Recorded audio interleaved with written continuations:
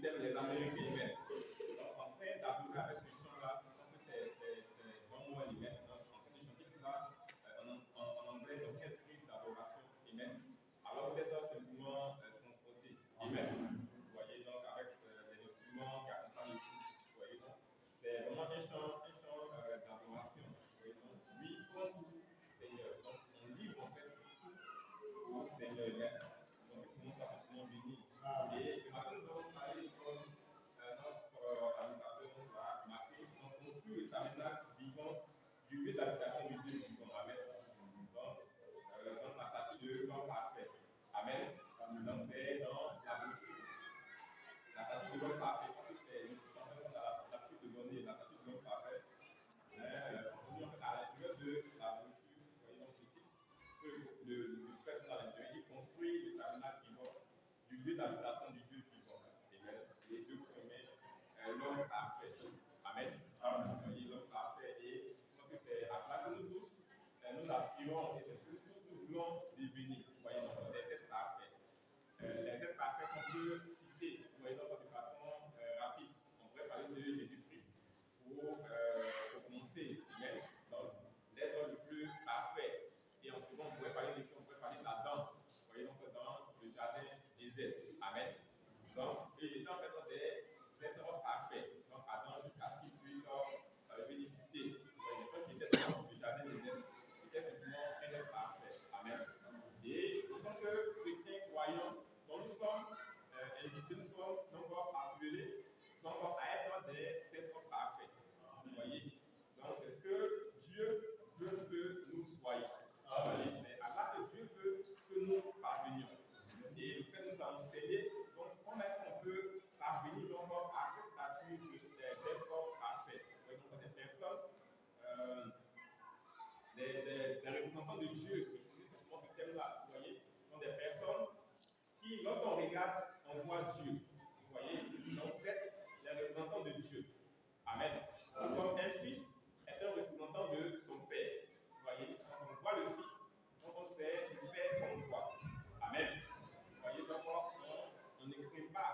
On sait que le fils ne peut rien faire sans que le père ne lui ait dit de faire. Donc il fait exactement ce que le père a dit de faire. Alors, lorsque vous voyez le fils, alors vous êtes rassuré. Donc, ce n'est pas comme un fils qui dilapide les biens de son père. Donc ce fils-là, si vous le voyez, vous n'êtes pas rassuré. Parce que vous savez que c'est un fils auquel le père n'a pas confiance. Vous voyez, donc, cette décision ne l'engage que lui seul.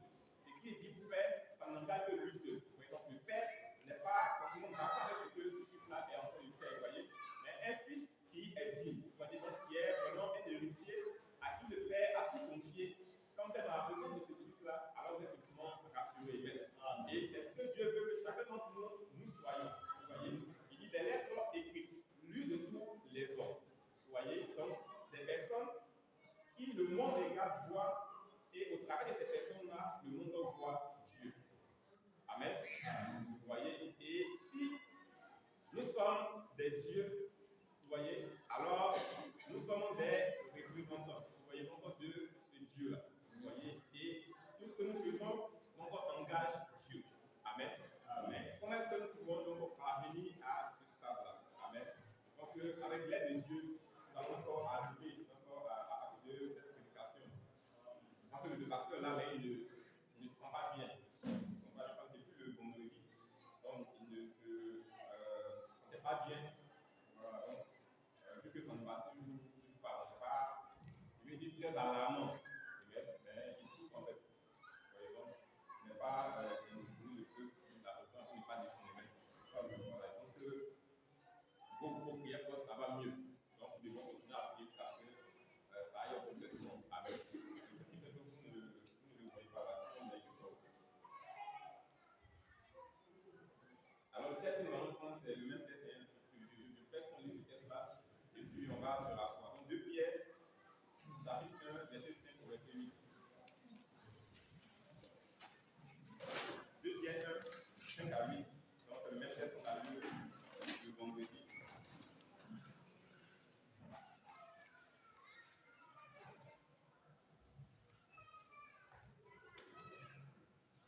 En 2 Pierre, chapitre 1, verset 5 à 8. Je vais faire la lecture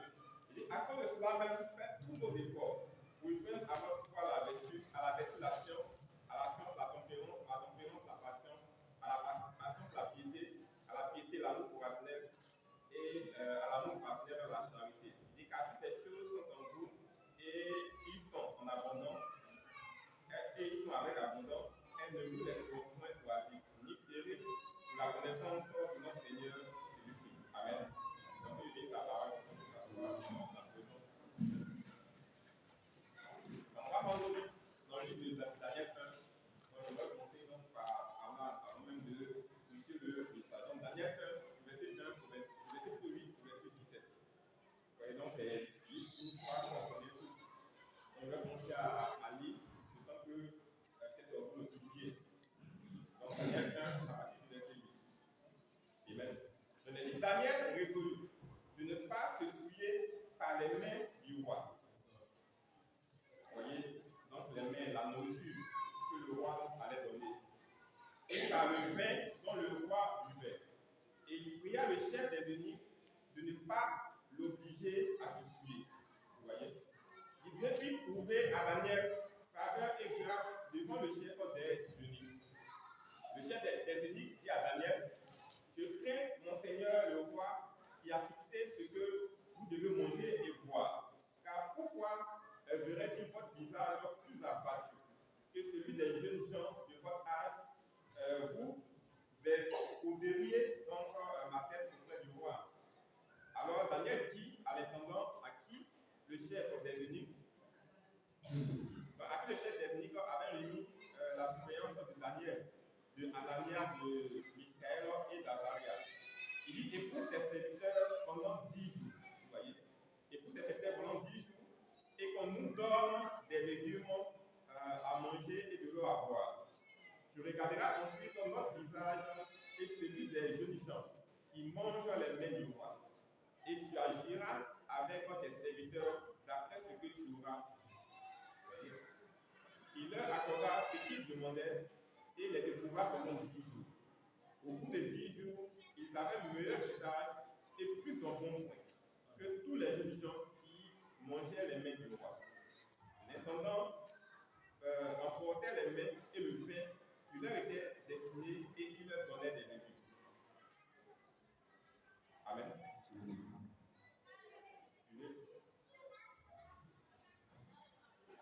Donc Dieu accorda à ces 4 jeunes gens de la science, de l'intelligence, dans toutes les lettres et de la sagesse.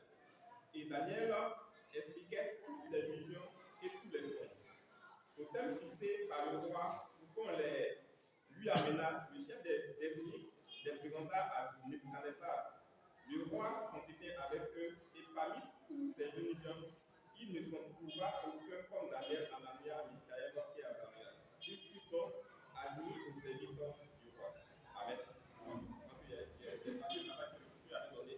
Mais ici, il s'agit donc de l'histoire de Daniel, une histoire que nous connaissons. Vous voyez, mais ce que je veux faire remarquer, donc c'est la position que Daniel, vous voyez, et ses compagnons ont pris. Vous voyez, donc ils étaient dans une position où il avait été dit par le roi qu'il devait se nourrir donc d'une certaine manière. Amen. Mais lorsque Daniel et les autres ont regardé les mains du roi, vous voyez, alors cela n'était pas conforme. Vous voyez, donc ce n'était pas conforme au vœu qu'ils avaient fait à l'Éternel. Donc ce vœu-là de le servir, de le suivre. Parce que ce n'étaient pas des mains qui étaient consacrées donc au Dieu d'Israël. Amen. Alors ils ont résolu. La Bible dit qu'ils ont résolu. Ils ont pris donc la décision donc de ne pas toucher à ces mains-là.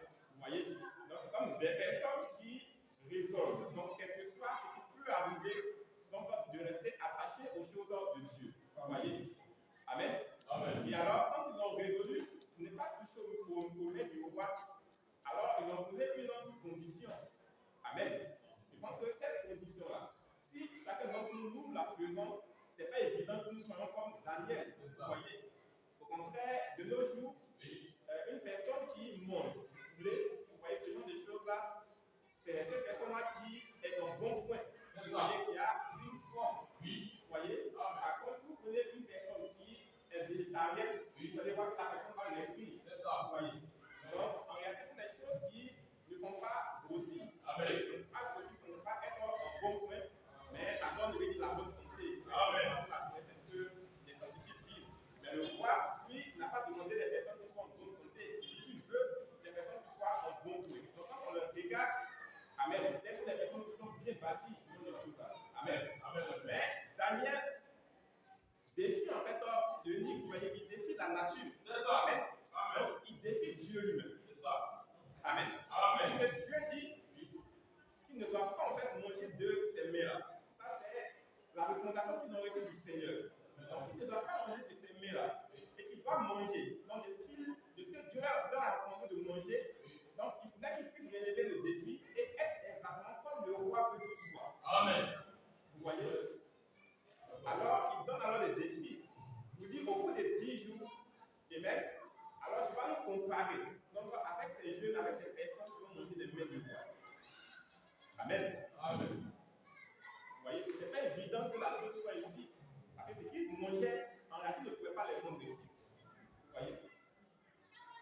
Mais ce qu'ils ont fait, en réalité, ils ont fait par exemple, appeler Dieu sur la scène. Amen. Regardez ce qu'ils ont fait. Ils ont appelé Dieu sur la scène. Vous voyez?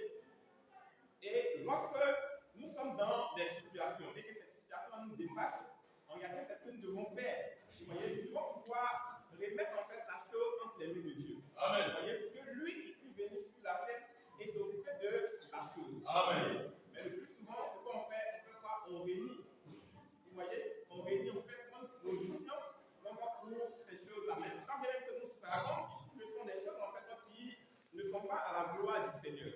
Amen. Je pense que nous devons être des chrétiens, devons être des croyants, des personnes qui sont fermes. Amen. Vous voyez, donc dans notre adoration. Quand c'est la parole, alors nous devons suivre. Quand ce n'est pas la parole, alors nous devons avoir une position et dire que ce n'est pas la parole, nous ne pouvons pas suivre la chose. Amen. Alors, quand nous tenons de telles positions, c'est une manière d'emmener Dieu sur la scène. Vous voyez, d'emmener Dieu à agir, d'emmener Dieu à intervenir en notre faveur. Amen. Parce que c'est un défi que nous lançons au Seigneur. Nous sommes en train de lui dire, mais Seigneur, tu me dis dans ta parole, vous voyez, donc ne pas me compromettre, ne pas faire ceci, ne pas faire cela. Amen. Alors que le chemin par lequel tout le monde passe, c'est un chemin qui est corrompu. Vous voyez, donc si je ne passe pas par ce chemin qui est corrompu, ce n'est pas évident que je puisse arriver, vous voyez, encore à ce but que je recherche. Amen. Mais néanmoins, à cause de ta parole, je ne vais pas pouvoir passer par ce chemin corrompu. Amen. Donc je préfère rester attaché à ta parole. Amen. Et alors, en prenant cette position-là, vous voyez, donc c'est Dieu que nous sommes en train d'appeler sur la scène. Vous voyez. Et au-delà de cette histoire, nous avons vu qu'il y a, quand on a vu la fournaise ardente, qui est également une histoire que nous connaissons, lorsque le roi a demandé que tout le monde puisse se prosterner devant la statue. Vous voyez. Donc, ils ont fait quoi? Ils ont refusé de se prosterner devant cette statue-là. Amen. Et c'est parce qu'ils ont refusé de se prosterner devant la statue, ils ont honoré le Seigneur, que lorsqu'on les a jetés dans la fournaise ardente, alors le Seigneur est apparu là. Amen. Vous voyez? Amen. Donc c'est parce qu'ils ont pris position pour Dieu que Dieu a également pris position pour eux. Amen. Vous voyez? Ils auraient pu refuser, vous voyez, et adorer simplement ces statues-là. Alors ils auraient également simplement renié leur Seigneur. Vous voyez? Mais pour rien au monde, ils ne devaient renier leur Seigneur. Vous voyez? Pour rien au monde.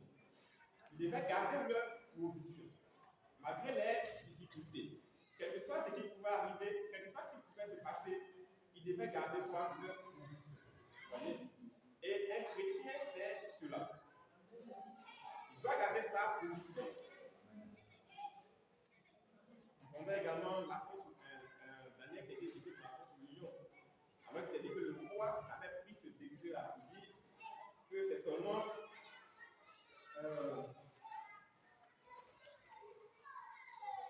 il avait donné une manière d'adorer même, donc que chacun ne devait pas faire sa propre prière, ce genre de choses-là même. Mais il a dit quoi? Que Daniel a continué à adorer le Seigneur comme il le faisait auparavant. Vous voyez? Il a continué donc à suivre le Seigneur. Et puisqu'il a fait, alors la Bible dit qu'ils l'ont jeté dans la force au lion. Mais là encore, le Seigneur a été présent. Vous voyez? Là encore, le Seigneur a été présent. Parce que Daniel et ses compagnons ont toujours pris position pour le Seigneur. Vous voyez? Ils n'ont pas agi comme Pierre. Donc, j'ai dit Pierre, quand c'était difficile, quand il y avait des difficultés,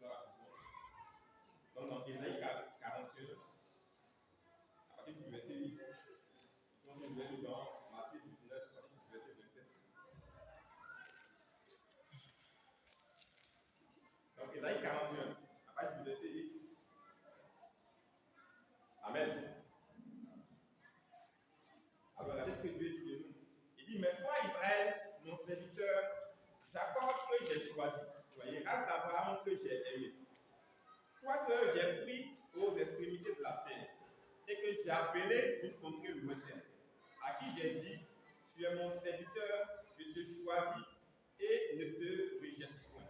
Vous voyez? Comme je disais le vendredi, aucun d'entre nous ici a cherché Dieu. Vous voyez? Aucun d'entre nous n'a cherché Dieu.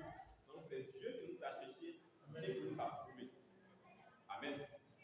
Et s'il nous a cherché, il nous a prouvé, après dit, comme griffe, il est prêt pour nous. Amen. Vous voyez, il est prêt pour nous. Et c'est ce qu'il en fait de dire là. Il dit ne crains rien, car je suis avec toi. Vous voyez, il dit ne promène pas de regard inquiet, car je suis ton Dieu, je te fortifie. Je viens à ton secours, je te soutiens de ma droite triomphante. Vous voyez, il dit voici, ils seront confondus. Vous voyez, ils seront couverts de honte. Tous ceux qui sont irrités contre toi, ils seront réduits à rien, ils périront ceux qui disputent contre toi. Amen. Donc c'est lui qui a fait cette promesse-là. Amen. Et alors, quand on prend position pour lui, il se rappelle de chacune des promesses qu'il a fait pour nous. Vous voyez? Et il agit sur base de ces promesses-là. Amen. Vous voyez? Sur base de chacune de ces promesses-là, il agit. Alors, quand on prenait position pour une telle chose, dans une telle situation, alors il regarde dans sa parole, il dit, mais quelle est la promesse? Vous voyez, quel est le verset qui correspond à cette situation? Vous voyez? Et alors, il exécute, il accomplit en fait le verset qui correspond à la situation dans laquelle vous êtes. Vous voyez? Pour laquelle vous avez une position pour lui. Vous voyez? Alors, on n'a pas du tout besoin de s'inquiéter. Alors, Matthieu 19,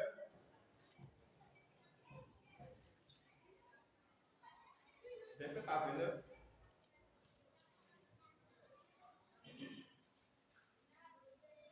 Donc, Matthieu 19, verset 27. Il dit, Pierre, prenant alors la parole, Pierre, prenant alors la parole, lui dit, voici, nous avons tout quitté et nous t'avons suivi. Quand sera-t-il pour nous?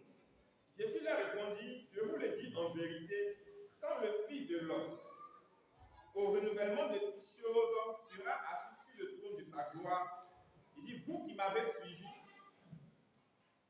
vous serez de même assis sur 12 trônes et vous jugerez les tribus, vous jugerez sur les 12 tribus d'Israël.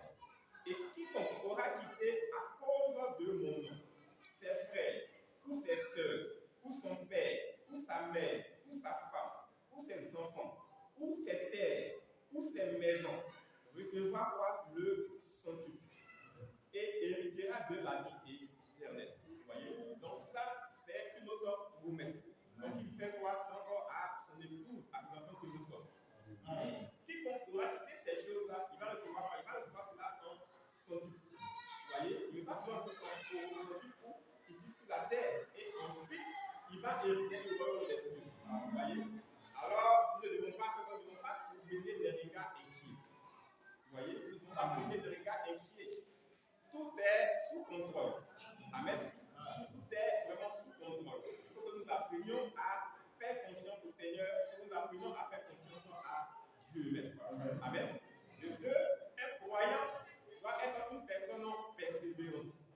Vous voyez, persévérant dans ce qu'il fait. Vous voyez, il doit être persévérant. Donc, un croyant qui n'est pas persévérant, mais spirituellement, en réalité, ce n'est pas un croyant. Vous voyez, voilà, en réalité, ce n'est pas un croyant, c'est un croyant. Les dits croyants et non plus croient sur nous. Amen. Voilà, donc plus ne fait que croire. Et il doit être persévérant. Amen.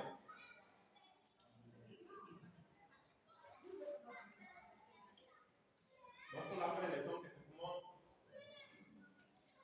l'exemple des disciples. Vous voyez? Donc, quand Dieu leur a fait la promesse de recevoir le Saint-Esprit, alors ils voulaient pas qu'ils se réunissaient. Vous voyez? Donc, ils sont réunis le premier jour et ils ont prié. Vous voyez? Quand ils ont prié, ils ont dit quoi? Rien ne s'est passé. Vous voyez? Il n'y a même pas eu un petit grand de Saint-Esprit qui a soufflé quelque part. Il n'y a absolument rien eu. Quand ils ont fini, ils se sont demandés les uns aux autres. Tu n'as pas reçu une vision, peut-être toi tu n'as pas senti quelque chose, et tout cela, amen. Mais il n'y avait absolument rien. Vous voyez? Le deuxième jour, rien. Le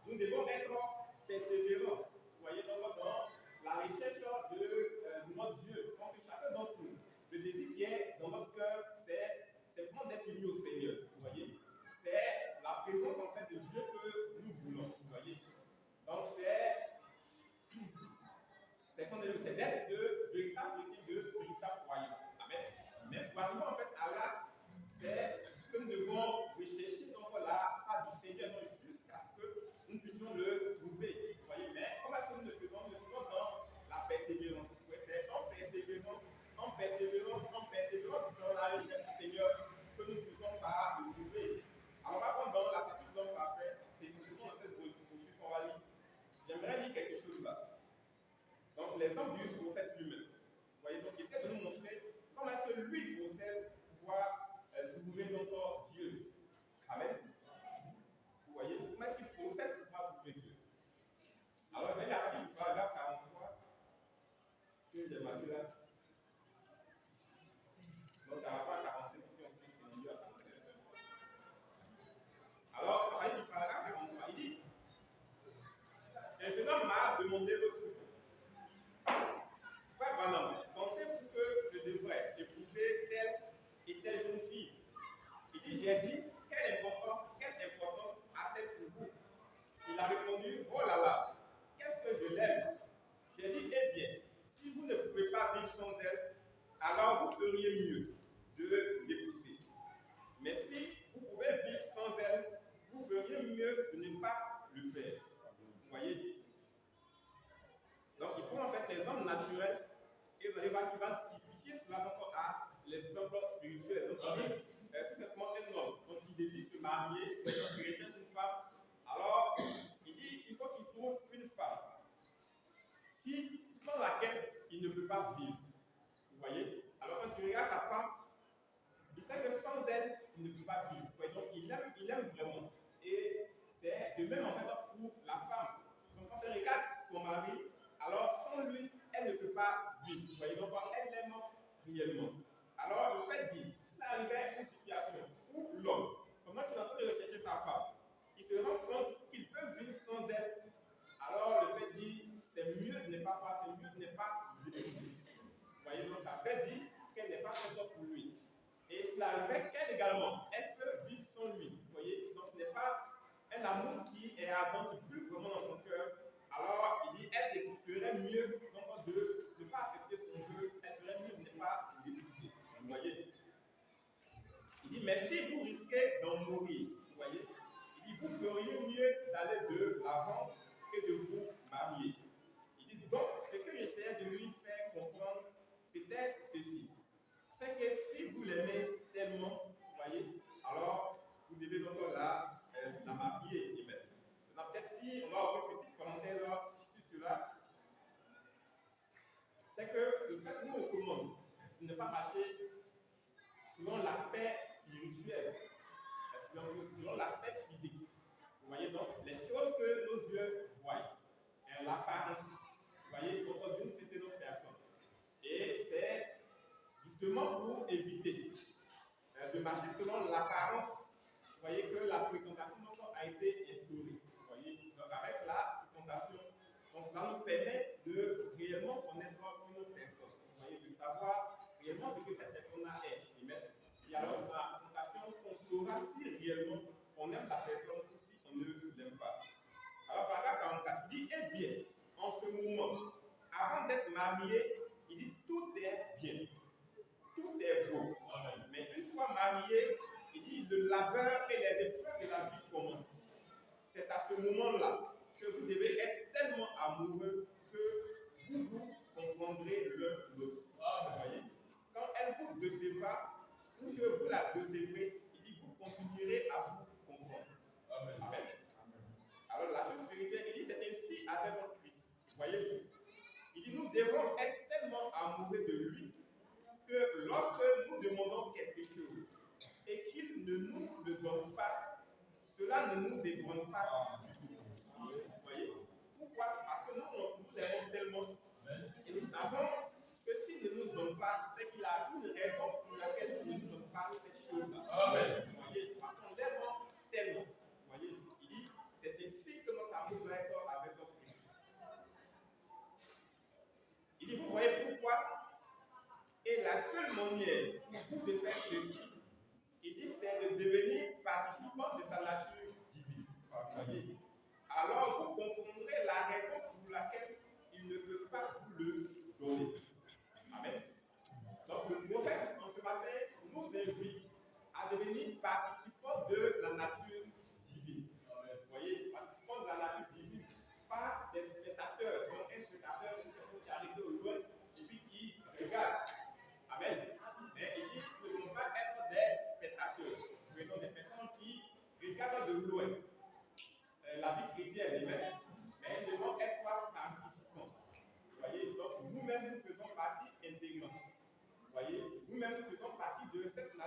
divine-là.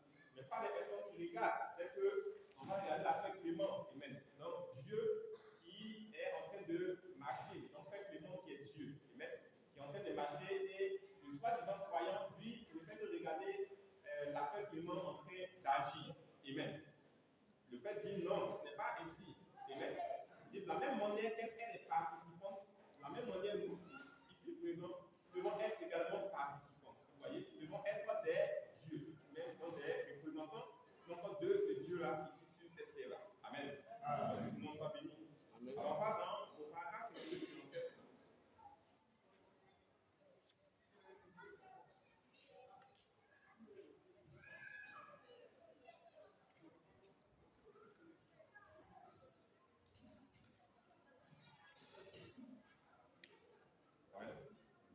Avait dit, donc, plusieurs jours avant que nous ayons le service, il dit, je reste en prière. Amen. Il reste en prière parce qu'on est en train de chercher la face du Seigneur. Il dit, plusieurs jours avant le service, lui, il reste en prière. Il dit, je vais dans les bois, je prends dans ma poche. Je dis à mon épouse, je vais à la chasse à l'écureuil ce matin. Et je mets un crayon et un calepin dans ma poche. Aussitôt qu'il fait suffisamment de jour pour voir, je suis assis comme un arbre quelque part, mes mains en l'air, disant, Seigneur, que puis-je faire aujourd'hui? Vous voyez? Que vas-tu me donner pour tes enfants? Amen. Donc ça, c'est le prophète en train de rechercher la face du Seigneur. Et maintenant, je prends cet exemple-là exprès. Comme je l'ai dit, les chrétiens ne sont pas persévérants. Vous voyez, le chrétien ne veut pas persévérer. Il faut persévérer. Amen. On est en train de chercher la présence de Dieu. Amen. Vous voyez, donc nous cherchons à toucher Dieu. Mais c'est dans la persévérance qu'on obtient cela. Amen. Amen. C'est dans la persévérance qu'on obtient cela. C'est dans la patience.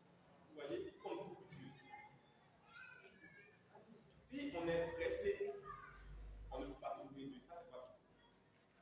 Mais il faut être patient, il faut être persévérant. Il y a tous les hommes des apôtres, il y a tous les hommes de ceux qui cherchaient le jubilé de la tout ça, et toutes ces choses-là. Donc les personnes qui ont été persévérantes.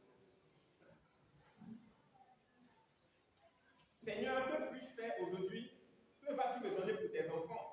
Il dit, alors quand je tombe sur quelque chose qui semble s'enflammer, cela se passe un peu comme ceci. Il dit, lorsque sa présence approche, voyez donc, au fur et à mesure que sa présence approche, il dit, je commence à entendre quelque chose comme dans le lointain. Quelque chose comme 2 fois 2 font 4. Amen. Et au fur et à mesure que ça s'approche, alors ça devient de plus en plus rapide. Amen. Vous voyez, donc 2 fois 2 font 4, 2 fois 2 font 4, 2 fois 2 font 4, au fur et à mesure que cela s'approche de lui. Il dit, et ensuite, ainsi de suite, comme cela. Il dit, c'est sa présence qui arrive. Il dit, vous vous abandonnez et après un moment, vous vous détachez de vous-même. Vous voyez? Il dit, après un moment, vous vous détachez de vous-même. C'est pas quand on a lu dans la posture, il parlait de la foi. Amen. Il a dit, ne pouvons pas dire que nous recherchons la face du Seigneur, que nous recherchons sa présence, pendant que nous sommes en train de penser à notre travail, penser à notre défi, penser à notre préparation, penser à toutes ces choses-là. Amen. Alors le fait ici, il dit, vous vous détachez de vous-même. Vous voyez? Donc, vous entrez réellement en contact avec cette présence-là. Amen. Et alors, il dit quoi? La vision apparaît. Parce que vous êtes détaché de vous-même. Il va à tel endroit et faire telle et telle chose. Vous voyez? Il dit, cela commence avec la méditation. Votre pensée sur Dieu hors du monde. Vous voyez? Donc, éloigné du monde. Loin du monde. Seul dans un endroit désert avec vous-même. Et cela commence à venir. N'importe quel chiffre, n'importe quoi, cela commence. Cela vient graduellement, faiblement. Vous voyez? Puis cela vient de plus en plus vite. Vous êtes assis là et vous levez les mains et vous ne dites pas un mot. Vous gardez simplement les mains en l'air. Vous voyez? Tout à coup, vous savez, votre être entier est transporté. Vous voyez? Alors, vous voyez des choses qu'il veut que vous sachiez. Il vous montre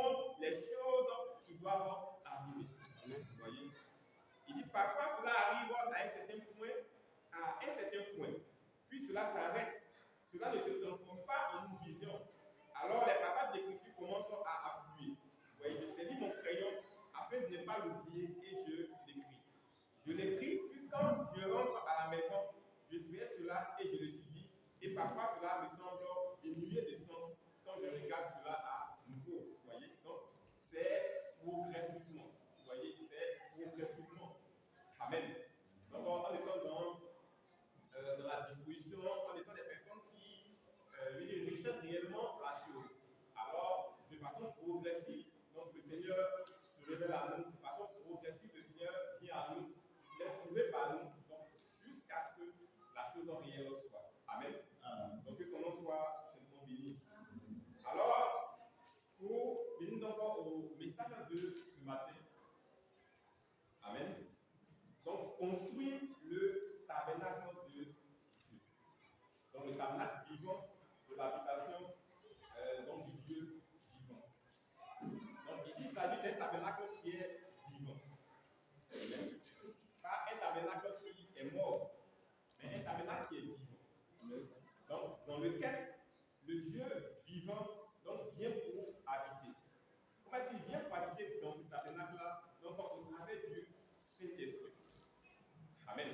Vous voyez? Et c'est lorsqu'il habite dans ce tabernacle-là, donc au travers du Saint-Esprit, qu'alors nous pouvons donc devenir des êtres parfaits. Amen. Vous voyez? Donc des êtres parfaits, des êtres à l'image donc de Christ.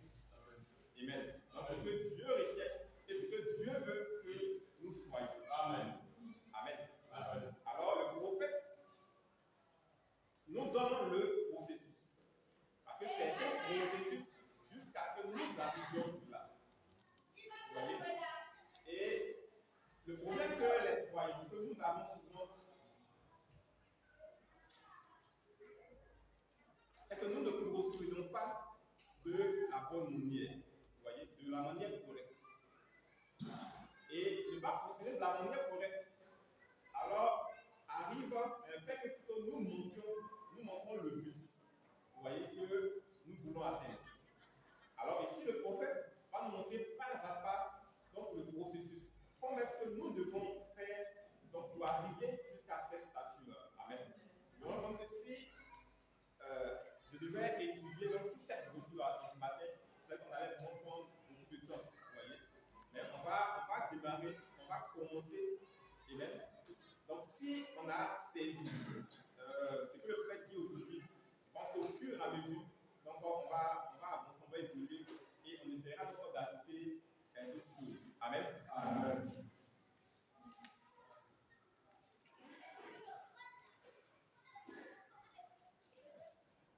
Alors je relis donc mon passage dans verset 7. Je vais donc au paragraphe 50 à 51.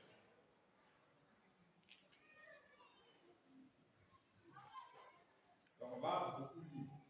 On va beaucoup lire dans cette brochure. On a prière que nous puissions comprendre. Donc la statue de l'homme parfait, prêchée le 14 octobre 1962, à partir du paragraphe 50. Il dit, nous sommes en route et ayant fui la corruption qui est dans le monde, ayant fui cela, la convoitise et la corruption qui sont dans le monde, il dit, vous êtes au-dessus de cela. Amen.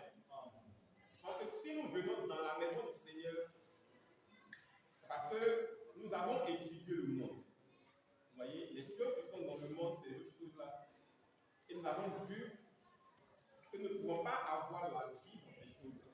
Vous voyez? Et c'est ce qui nous a emmenés donc, à pouvoir embrasser ce message-là. Parce que nous croyons que ce message-là peut nous apporter la vie. Vous voyez? Et s'il peut nous apporter la vie, s'il peut faire de nous des dieux, donc des êtres surnaturels, des êtres parfaits, alors il faut que cela se concrétise. Vous voyez? Il faut qu'effectivement nous soyons quoi? Des êtres parfaits. Amen. Eh bien, c'est à ce type de personnes qu'il parle. Vous voyez? Il dit c'est à ce type de personnes qu'il parle. Donc cela n'est pas destiné donc à tout le monde.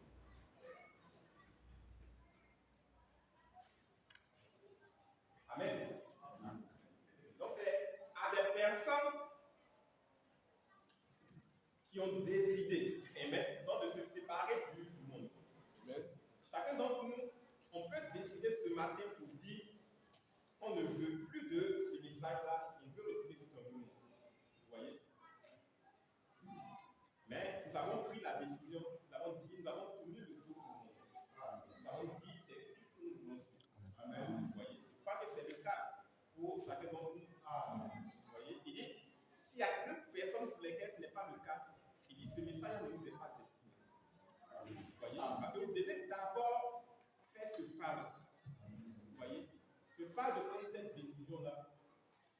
Et alors, ce message-là commencera dans votre vie.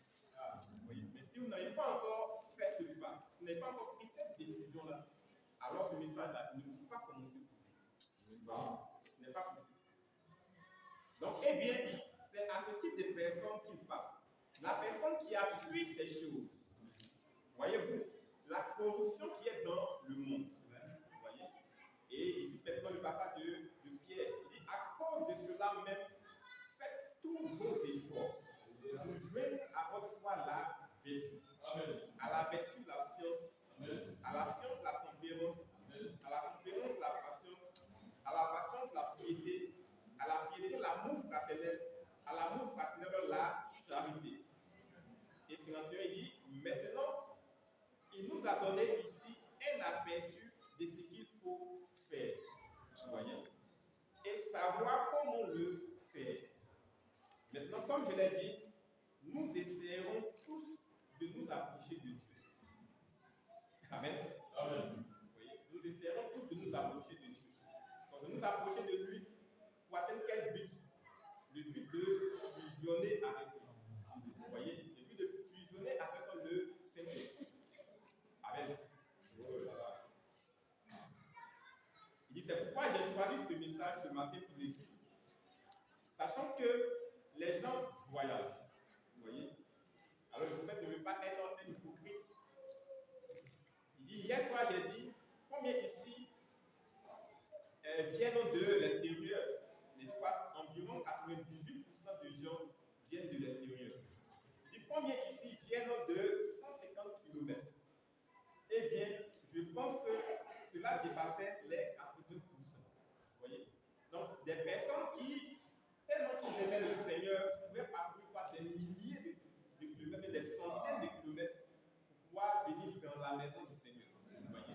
Alors, vis-à-vis de ces personnes-là, je ne voulais vraiment pas être un hypocrite, vous voyez, ou une personne qui allait jouer avec leur foi. Vous voyez? Mais je voulais leur enseigner quelque chose de prière. Vous voyez? Je voulais vraiment les transporter dans la présence du Seigneur. Vous voyez? Donc, un endroit où ils trouveraient vraiment le Seigneur. Vous voyez? Que quelque chose puisse vraiment se passer dans leur vie. Vous voyez? Un endroit où, quand lui, le prophète, il ne serait pas là, peut-être qu'il serait parti un jour. Au moins, s'ils sont dans cet endroit-là, ils n'auraient plus besoin de lui. Vous voyez? Donc, ils pourraient pouvoir communier directement avec le Seigneur. Amen. Alors, c'est ce qu'il recherchait, c'est ce qu'il voulait, c'est ce qu'il désirait encore pour ces personnes-là. Amen. Et en ce matin, c'est la même chose. Amen. Que nous voulons encore pour chacun d'entre nous. Vous voyez? Parce que nous voyons des personnes qui aiment le Seigneur. Vous voyez? Des personnes qui, en cette année 2023, ont décidé qu'il y ait un changement. Vous voyez? On a décidé qu'il y ait un changement.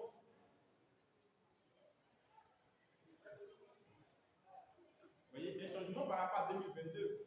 Dans la manière d'adorer, dans la manière de vivre, vous voyez, dans la manière de faire. Amen. Alors, quand on voit ce genre de personnes-là, amen. Alors, la chose, c'est comment est-ce qu'on peut aider ces personnes-là? Vous voyez? Comment est-ce qu'on peut aider ces personnes-là? Et je pense que ce message-là, si nous l'avons saisi, la brochure existe, et même vous pouvez la prendre et la lire. Mais je dis ici, donc le Seigneur nous aide à encore un peu plus comprendre avec nous. Alors, si nous saisissons, vous voyez, cela va nous aider dans notre adoration. Vous voyez, donc des personnes qui quittent des centaines de kilomètres. Il dit, eh bien, je pense que cela dépasse les 80%. Il dit, combien ici viennent de plus de 750 km.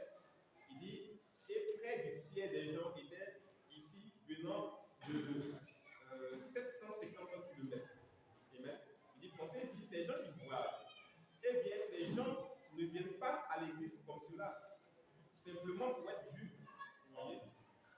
Ce que le monde extérieur pourrait voir comme beauté dans cet endroit, il dit, ce sont tous des gens ordinaires. Vous voyez? Pauvres, habillés simplement. Il n'y a pas de grand hymne chanté par une soi-disant chorale angélique. Et même, je pense qu'il n'y a pas ça ici. Vous voyez? Et même dans l'église, il n'y a pas encore de peinture, il n'y a pas encore de fenêtres. Amen. Vous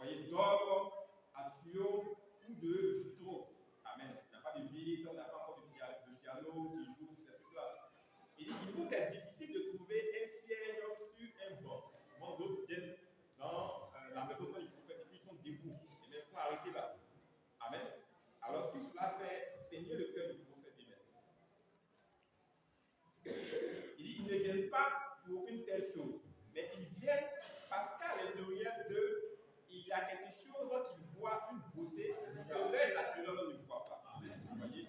Il dit c'est un œil spirituel qui saisit la beauté de Christ. Il dit voilà pourquoi il vient. Amen. Vous voyez? Et alors, voyons cet amour ardent. Vous voyez, donc dans le cœur des croyants, dans le cœur de ces personnes-là. Alors, le prophète voulait donc apporter ce message-là pour les aider à être encore un peu plus proches du Seigneur. Amen. Donc, à cause de cela, même faites tous vos efforts pour venir à votre foi. Amen. Et alors, c'est de la foi, ce matin, que nous allons parler donc de cette première chose, de cette base-là. Amen. Et est-ce que le Seigneur le permet plus tard, on pourrait donc parler de la vertu de ces autres éléments-là. Amen. Alors, on va aller donc au paragraphe 73.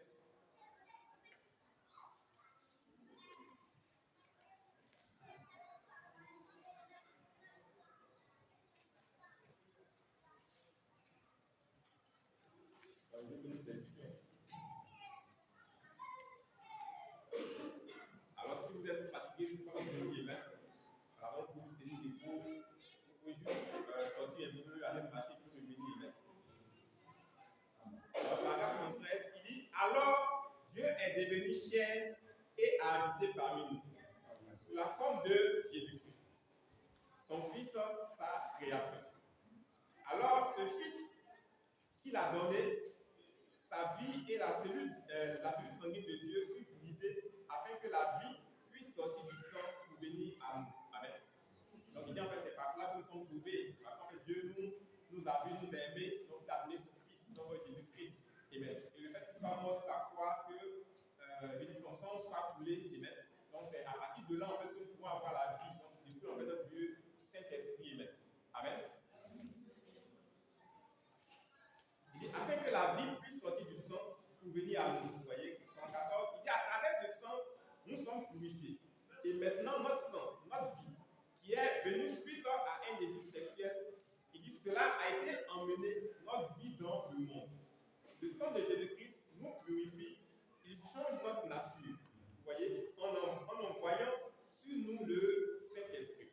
Vous voyez, donc il change notre nature en envoyant sur nous le Saint-Esprit. Donc, c'est le Saint-Esprit, donc il vient sur nous, il vient en nous. Vous voyez, donc qui change en fait cette nature qui nous transforme. De sorte que de ce que nous étions avant, vous voyez, donc il nous change et fait de nous donc des chrétiens. Vous voyez, donc des croyants. Amen. Mais il faut d'abord que le Saint-Esprit vienne. Donc si lui, le Saint-Esprit, il ne vient pas, alors je dis nous sommes toujours les mêmes, il n'y a pas de changement, il n'y a pas de transformation en fait, qui se produit. Amen. Amen. Amen. Amen. Amen. Il faut que ça nous le saisissions. Amen. Donc ça c'est le processus par lequel la transformation commence. Amen. Alors Dieu nous envoie son Fils, donc Jésus-Christ, qui vient pour nous donner le Saint-Esprit. Mais comment est-ce qu'il procède que nous ayons le Saint-Esprit? Donc il faut qu'il meure d'abord sur la croix. Donc il meurt pour quoi? Il meurt simplement pour nos péchés. Vous voyez? Donc le fait qu'il soit mort et que son sang soit coulé, alors de façon spirituelle, cela brise le joug sur nous. Donc le joug du péché. Vous voyez? Donc cela brise ces chaînes-là. Donc cela nous enlève de l'emprise du péché. Amen. Donc cela nous apporte la délivrance. Amen. Mais il ne va pas se limiter à là. Il va faire quoi? Il va ensuite nous envoyer le Saint-Esprit. Vous voyez? Donc il va décliner en fait de là qu'il a posé. Donc lui il s'en va et il nous envoie le Saint-Esprit. Vous voyez? Et alors le Saint-Esprit qui nous envoie, donc il aura pour but donc d'achever cette œuvre qu'il a commencée en nous, donc cette œuvre de transformation, cette œuvre de délivrance. Amen. Alors le Saint-Esprit sera chargé encore d'achever, d'accomplir cette œuvre-là. Amen. Et alors nous entrons dans la nature divine de Dieu. Vous voyez? Et quand il nous envoie le Saint-Esprit, c'est alors que nous entrons dans la nature divine de Dieu. Vous voyez, tout à l'heure il a dit, nous ne devons pas être des spectateurs de cette nature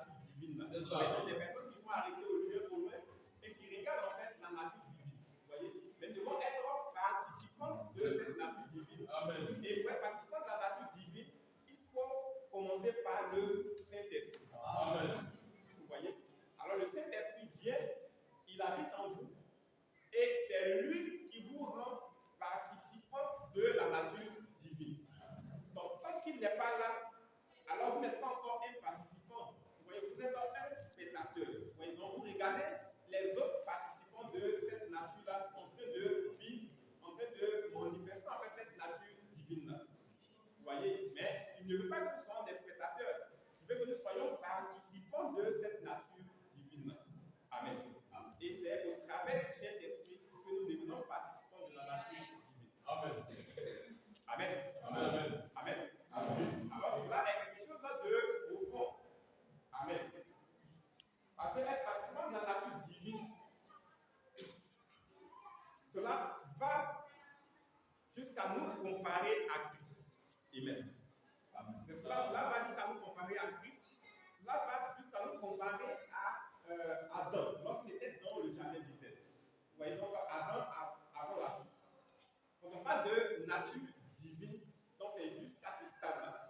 Une personne qui a la nature divine, elle est Dieu elle-même. Une personne qui est Dieu. Quand on parle de divin, c'est que c'est Dieu. Vous voyez? Et alors que vous avez cette nature divine-là, alors vous arrivez au stade où vous pouvez agir comme le prophète, vous voyez? Ou dans ces expériences qu'il a vécues, il a dit quoi? Il a dit qu'il a crié des écureuils.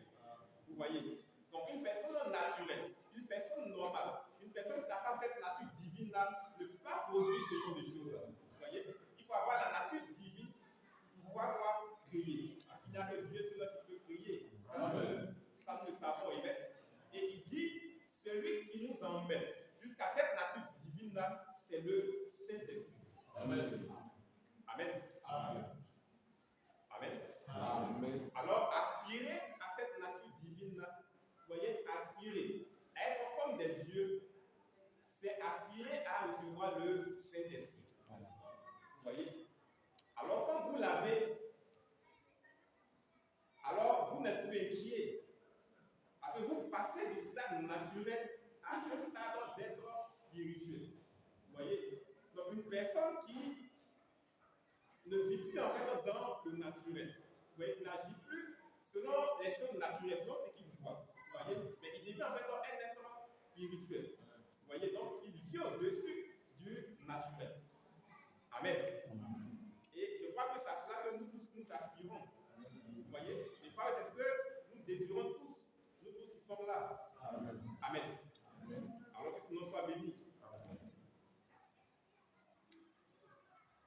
Oh. Alors nous entrons dans la nature divine de Dieu, alors nous devenons un lieu d'habitation pour Dieu. Vous voyez, Jésus a dit, en ces jours-là, vous saurez que je suis dans le Père, et que le Père est en moi, et que je suis en vous. Amen. Et que vous êtes en moi. Alors, 75,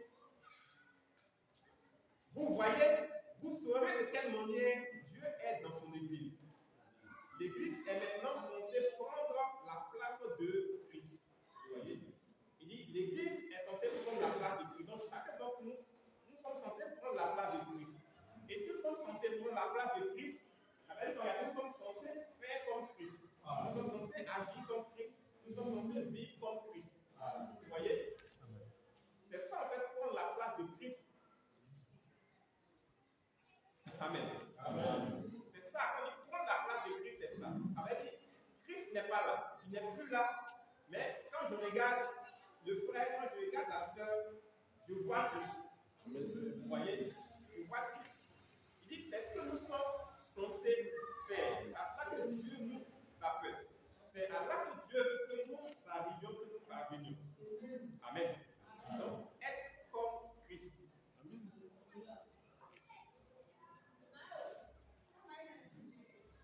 Donc, l'Église est censée maintenant prendre la place de Christ et continuer son ministère. Celui qui croit en moi fera aussi les œuvres que je fais. Vous voyez, encore un peu de temps, que le monde ne me verra plus. Cependant, vous me verrez. Vous voyez, car je serai avec vous et même en vous, jusqu'à la fin du monde. Vous voyez, il dit c'est cela, continuant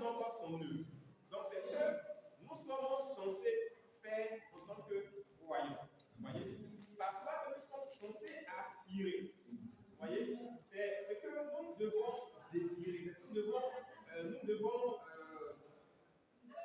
vouloir, si vous voulez, c'est ce que nous voulons en fait dans nos vies. Amen. Et c'est à cela que Dieu nous appelle à aimer. Alors ça, ce n'est pas notre aspiration. Alors nous avons simplement monté le but. Amen.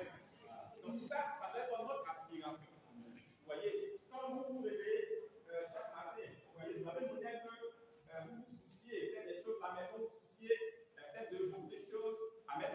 Ça également, ça va être un souci pour vous. Vous voyez, je suis censé être le représentant de Christ sur cette terre. Amen. Je suis censé être le représentant de Christ sur cette terre. Mais comment se fait-il que je n'arrive pas à produire les œuvres de Christ? Vous voyez? Alors ça doit être une préoccupation pour vous. Vous voyez, je dois dire au Seigneur, je veux produire les œuvres de Christ. Vous voyez, je veux être comme Christ. La parole dit que c'est moi qui suis son représentant maintenant. Amen. Alors, je veux être comme lui. Vous voyez, le prophète n'est pas là. Le prophète a dit que partout où ce message sera prêché, l'ange qui l'a accompagné sera avec ce message-là. Amen. Alors, je suis censé avoir cet ange-là avec moi. Vous voyez, je l'accomplis les mêmes œuvres qu'il a accompli avec moi le prophète. Vous voyez, alors Seigneur, pourquoi que cela n'est pas ici? Vous voyez, je veux que cela soit ici. Amen. Alors vous aspirez à cela, vous désirez et vous voulez cela. Vous voyez, cela fait partie intégrante de vos prières. Vous voyez, cela fait partie de vos préoccupations. Amen. C'est ce qui doit être.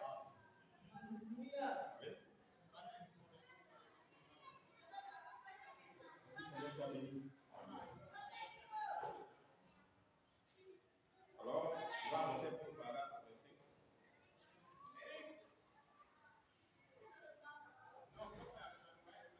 On ne va pas tout durer. On va passer un peu de temps dans la prière.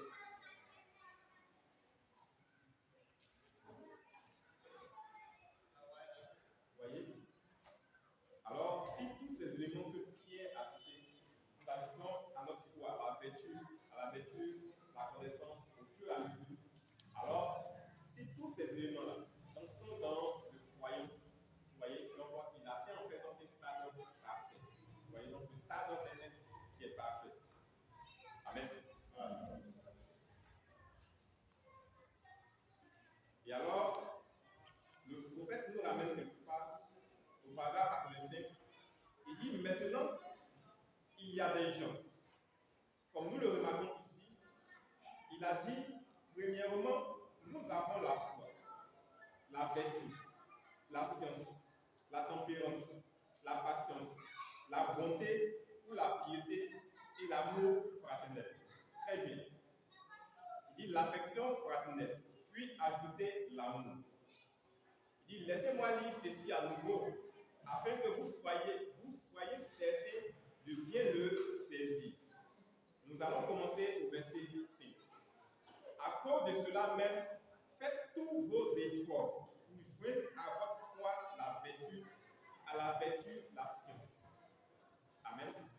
À cause de cela même, faites tous vos efforts pour joindre à votre foi la vertu, à la vertu la science. Dites, faites tous vos efforts. Donc, faisons tous nos efforts. Amen. Alléluia. Ça doit être vraiment une préoccupation. Vous voyez? Ça doit être vraiment une préoccupation. Si ce n'est pas une préoccupation, on ne va pas finir du tout. Vous voyez, les adorations où bon, il faut qu'on soit à l'église, c'est dimanche. Ce genre d'adoration-là, on dépasse ce stade-là. Amen. Mais Dieu n'a pas besoin de ça.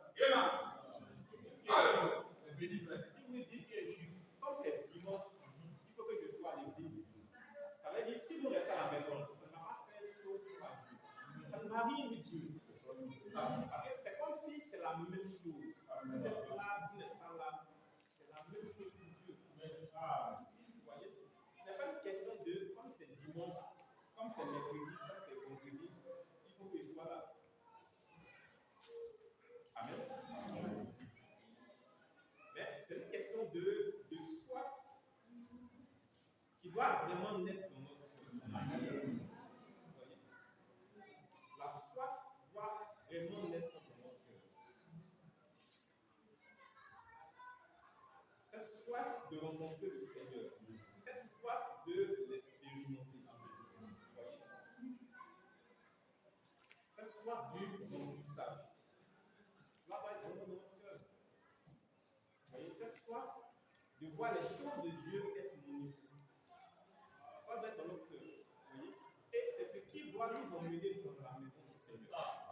Si ce n'est pas le cas, bon, ça ne sert à rien. Quand on vient dans le groupe, c'est pour le nom. Peut-être qu'il va y avoir une ou deux personnes qui ont peut-être cette soif-là. Peut-être tout le reste, bon, c'est dimanche, il faut que je vienne. Oui, Marseille, c'est le succès, il faut que je le voie.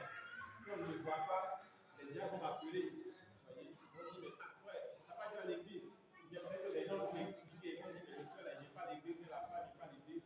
Alors, à cause de cela, il faut que je sois présent. Non, ce n'est pas ça. Vous voyez, si c'est comme ça, ça veut dire on n'a pas encore compris. Vous voyez, on est en train d'entrer dans quelque chose.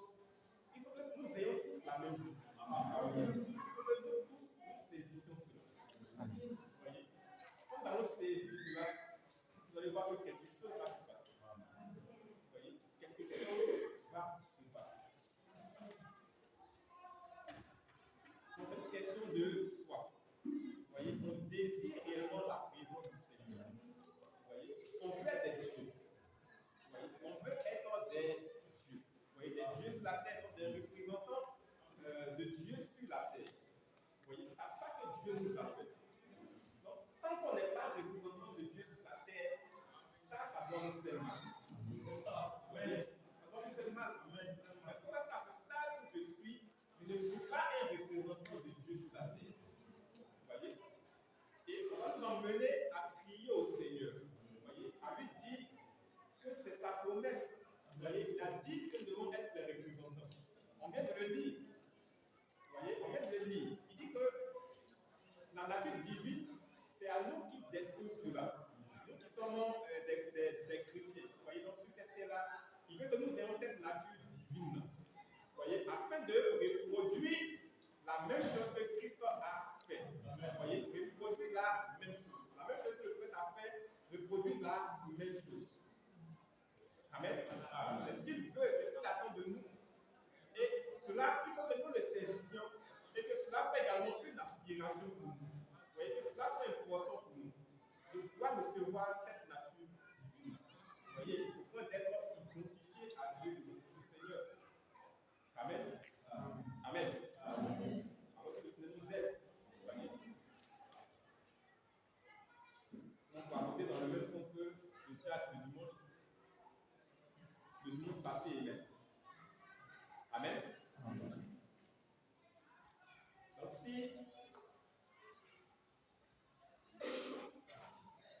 nous ne rencontrons pas réellement le Seigneur, vous voyez, alors ce que les diables peuvent faire, je veux dire, ça n'apportera rien.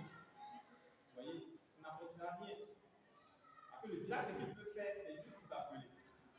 C'est juste aller vous rendre visite. Mais il ne peut pas en fait changer votre nature. Vous voyez, il ne peut pas changer votre nature.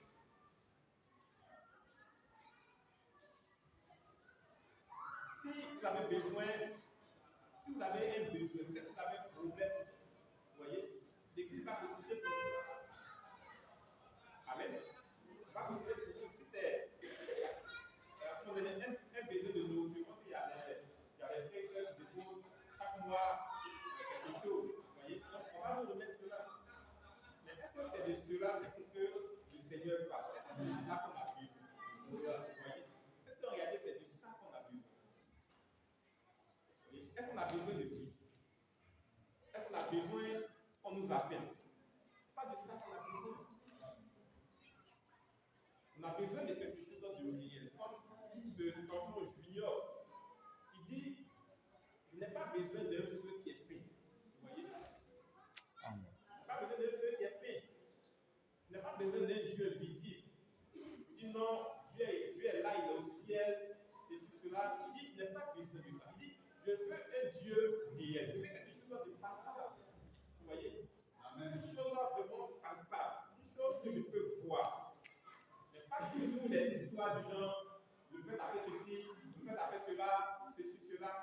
Non, il dit, ce n'est pas de ça que j'ai besoin.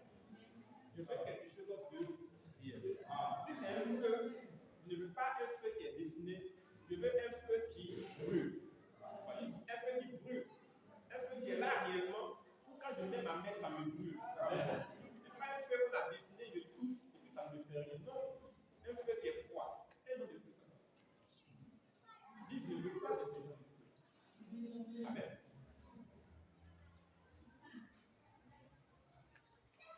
Alors pourquoi on dit le Dieu vivant, le Dieu vivant, le Dieu vivant? Mais il est vivant et puis il est vivant. Amen. Amen. J'ai besoin de ce Dieu vivant-là. Je veux le voir dans sa vie. Amen. Je veux le voir dans sa puissance. Amen. Je veux le voir dans sa manifestation. Vous voyez? Alors c'est de cela dont j'ai besoin. Mais pas un Dieu que je dirais il est vivant. Vous voyez? Et que je serai là, je suis malade. Vous voyez, il y a ceci, il y a cela. Et que ce Dieu vivant-là ne puisse pas agir, ce Dieu vivant ne puisse pas intervenir. Vous voyez, à partir de ce moment, où est sa vie? Où est sa vie? Amen. Amen. Donc, il s'agit de quelque chose de réel. Quelque chose d'important. Il s'agit d'une question de vie, de mort. Amen. Il faut faire cela pour chacun d'entre nous, une chose à laquelle nous aspirons réellement, ce que nous désirons réellement. Amen. Que ce nom soit simplement béni. Amen. Donc, ceux qui devaient saisir, on saisit. Amen. On peut se parler.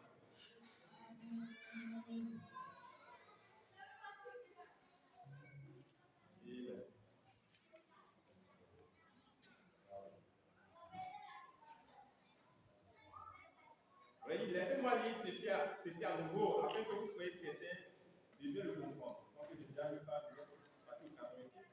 Il dit, eh bien, Pierre dessine ici quelque chose pour nous montrer comment y arriver. 87, il dit, maintenant, j'aimerais dire ceci. Vous voyez?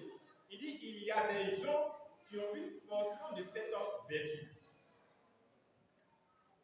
de cette science, de cette sagesse, de cette patience, qui ne déclarent même pas être chrétiens. Amen. Il dit, c'est sûr que Pierre a cité, il y a des gens qui ont une portion de cela. Pourtant, il dit, ce ne sont pas du tout des chrétiens. Vous voyez, ce ne sont pas des croyants. Mais néanmoins, ils ont une portion de cette chose-là. Il dit, et c'est vrai, il y a des gens qui ont une portion de ceci, sans même prétendre être chrétiens. Mais cela ne suffira pas. Vous voyez? C'est pareil à un maître qui essaie de mettre des plumes de parole dans ses ailes. Vous voyez, un maître, c'est un oiseau. Un parole, également, c'est un oiseau. Mais il dit, il essaie de prendre les plumes du parole, donc il met sur lui. Donc il dit qu'il est un parole. Mais il dit quoi? Il dit, ça ne marchera pas. Vous voyez? Donc il dit, ces éléments, on peut pas les avoir de façon naturelle. Vous voyez? Sans même être chrétien, il dit on peut avoir de la vertu, on peut avoir de la foi, on peut avoir de la tempérance. Donc ces choses-là peuvent être là. Vous voyez? Mais il n'est pas en train de parler de quelque chose de particulier. Parce que ça, ce n'est pas la chose réelle. C'est pas que c'est là, mais ce n'est pas la chose réelle. Vous voyez? Amen. Alors il dit, quand c'est comme cela, ça sera comme de l'imitation. Vous voyez? Comme quelque chose où on fournit un effort pour pouvoir faire. Amen. On connaît sa nature, on sait par exemple qu'on est colérique. Amen. Alors, au lieu de chercher à être délivré de la colère, alors on va essayer de faire quoi? On va essayer de fournir un effort. Vous voyez? On va essayer de contrôler la colère. Comment est-ce que je fais? Je ne peux pas être colérique. Je vais essayer de devenir un peu tempérant. Je suis cela. Amen. Le fait de dire ça, c'est une chose qui est fabriquée. Vous voyez?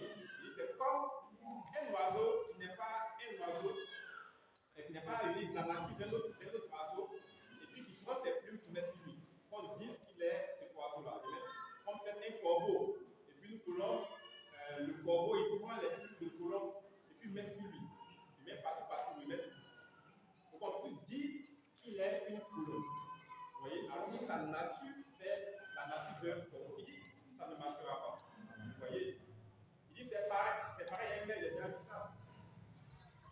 Il dit, il ne fait que se déshonorer. En fait, c'est ça. Il se déshonore. Ce serait mieux qu'il reste un maître. Voyez-vous, quand il essaie de manifester ces choses sans être chrétien, il est simplement complètement en dehors de sa place. Vous voyez? Amen. Il dit, il est complètement en dehors de sa place. 88. C'est comme si un sycomore essaie de fabriquer des pommes. Il dit, il ne le peut pas. Bien qu'il soit un arbre, mais il ne peut pas fabriquer des pommes. Il n'a pas été appelé à ça. Dieu ne l'a pas créé pour ça. Vous voyez, ce n'est pas ça sa nature. C'est comme un mulet qui essaie de fabriquer de la laine, qui essaie d'être un mouton, alors qu'il est un mulet. Vous voyez, il ne peut pas fabriquer de laine. Il ne le peut pas. La laine est un don accordé au mouton, pas au mulet. Il peut essayer d'agir comme un mouton, mais il est toujours un mulet. Vous direz donc, je peux manger comme une brebis, je peux faire ceci comme une brebis. Mais peu importe ce que vous pouvez faire, vous devez être une brebis afin d'avoir de la laine. Vous voyez? Donc, ce n'est pas une question d'essayer de fabriquer quelque chose. Vous voyez? Il dit c'est une question de nature. Amen. Il dit si c'est un mouton, il va produire la laine de façon naturelle. Amen. Alors, il n'aura pas besoin de fournir d'efforts, de faire quoi que ce soit pour pouvoir avoir cette laine-là. Mais peu importe ce que vous pouvez faire, vous devez être une brebis afin d'avoir de la laine. 90. Il dit, laissez-moi m'arrêter ici une minute. La brebis ne fabrique pas de laine. Elle a de la laine. Parce qu'elle est une brebis. Bien des gens essaient de dire, eh bien, j'essaierai de devenir bon. J'essaierai de faire ceci. Il dit, ne fabriquez rien. Amen. Donc, on n'a pas besoin de fabriquer la nature divine. Amen. On n'a pas besoin de fabriquer le Saint-Esprit. Vous voyez, on n'a pas besoin de fabriquer ces choses-là. Amen. Il dit, ne fabriquez rien. Il dit, non, vous ne le pouvez pas. On ne lui demande pas. Ou on ne s'attend pas à ce qu'il fabrique de la laine. Il dit, il porte de la laine en parlant du mouton. Et il le fait parce que c'est un mouton. Et quand vous êtes un chrétien, il dit, vous portez simplement le fruit de l'esprit. Amen. Amen. Vous portez quoi? Simplement. Quand vous êtes un chrétien, vous portez simplement le fruit de l'esprit. Donc, vous n'avez pas besoin de fournir d'efforts, vous n'avez pas besoin de fabriquer quelque chose. Amen. Mais vous portez cela simplement. Il dit, vous ne le fabriquez pas. Vous n'essayez pas de l'inventer. Vous ne cherchez pas à être quelque chose que vous n'êtes pas. Il dit, vous devenez simplement ce que vous êtes censé être. Vous voyez? Et alors, cela s'arrange tout seul. Amen. Cela s'arrange tout seul. Vous n'avez pas besoin de faire quelque chose. Amen. Mais cela s'arrange tout seul. Avez-vous entendu des gens dire, eh bien, laissez-moi vous dire, j'ai adhéré à l'église. Je devrais vraiment cesser de mentir comme ceci. Amen. Je devrais cesser de mentir. Non, c'est lui-même qui veut cesser de mentir. Il dit, ça ne marchera pas. Amen. Ça ne marchera pas. Il dit, vous essayez de nouveau de fabriquer quelque chose maintenant. Il dit, vous ne le pouvez pas. Cela ne sert donc rien d'essayer. Pas plus qu'un mulet ne peut avoir de la laine, il ne le peut pas. Ou un vautour qui essaie de manger avec la colombe. Un vautour qui essaie d'être une colombe. Il dit, pourriez-vous imaginer une buse là qui dit, vous savez, je suis une colombe, qui met quelques plumes sur elle et dit, voyez-vous, maintenant je ressemble, voyez-vous. Il dit, elle serait bien mal en point. Vous voyez, c'est un homme qui professe être quelque chose, alors qu'il ne l'est pas. Voyez-vous, il dit, vous ne le pouvez pas. Amen. Et je pense que ce matin, nous n'avons pas d'imitateurs. Amen. Donc, parmi nous, vous voyez, donc, des personnes qui ne rechercheraient pas de façon sincère la face du Seigneur. Vous voyez, mais qui chercheraient simplement à fournir des efforts. Vous voyez, pour devenir chrétien. Amen. Le fait nous dit que être chrétien, il dit c'est simple et c'est facile. Vous voyez? C'est de simplement passer par le processus de la nouvelle naissance. Vous voyez? Et alors, quand vous passez par ce processus de la nouvelle naissance et que vous croyez réellement, alors il y a la transformation qui va se faire de façon naturelle. Vous voyez? Sans que vous ayez quoi à fournir un effort quelconque. Donc, de façon naturelle. Alors, cela va se produire. Vous voyez? Mais il peut arriver que vous décidiez vous-même de ne pas passer par ce processus-là. Alors, quand vous décidez de ne pas passer par ce processus, vous allez commencer à fournir des efforts. Vous allez commencer à vous dire, il faut que je fasse ceci, il faut que je fasse cela, il faut que j'agisse de telle manière, et même, il faut que j'ai telle attitude. Il dit ça, ce sont des fabrications. Vous voyez, vous essayez de faire quelque chose, vous essayez de fabriquer quelque chose vous-même, il dit ça, ça ne va pas marcher. Vous voyez, ça ne va pas vous arranger. C'est-à-dire que ça peut marcher pour un temps. Vous voyez, mais au bout d'un certain temps, vous allez vous rendre compte que vous retournez encore dans la même chose. Vous voyez, parce que ce n'est pas la chose réelle. Mais il faut simplement passer par le processus de la nouvelle naissance où vous vous abandonnez entre les mains du Seigneur. Vous voyez, lorsque vous croyez, vous voyez, et lui, il se charge du reste. Amen. Amen. Il dit, vous ne pouvez pas dire, eh bien, regardez, je suis censé avoir de la vertu, j'aurai donc de la vertu. Amen.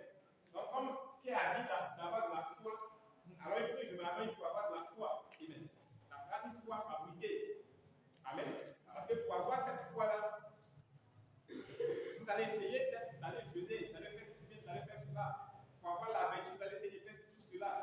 Alors, ce ne sera pas la chose réelle, ce ne sera pas quelque chose de fabriqué. Il dit, ça ne peut pas produire quelque chose. Ça ne peut pas rester. Ce n'est pas la chose véritable. Donc, ça sera là un temps et puis ça va s'éteindre. Vous voyez?